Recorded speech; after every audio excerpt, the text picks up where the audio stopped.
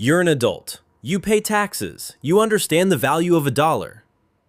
And yet, here you are, at 2 a.m., staring at a piece of shiny cardstock in a plastic slab that cost you 3 months of rent. To an outsider, it's just a piece of paper with a fire-breathing lizard on it. To you, it's a holy relic. But why? Why does the human brain, the most complex biological machine in the known universe, short-circuit the moment it sees a special illustration rare? Today, we're dissecting the absurd psychology of the Pokémon TCG. First, let's talk about the dopamine slot machine. Psychologists call this a variable ratio schedule. See, if every pack of cards had a $100 card inside, the thrill would die in a week. Your brain gets bored with guaranteed. But when the hits are random, that's when the addiction kicks in. It's the same mechanism that keeps people pulling levers in Las Vegas. Every time you rip a pack, your brain releases a hit of dopamine. Not because you won, but because of the anticipation of winning. You aren't buying cards, you're buying 30 seconds of maybe. Then there's the endowment effect. This is a psychological quirk where we overvalue things simply because we own them. The moment you pull that card from the pack, it stops being card number 165 and starts being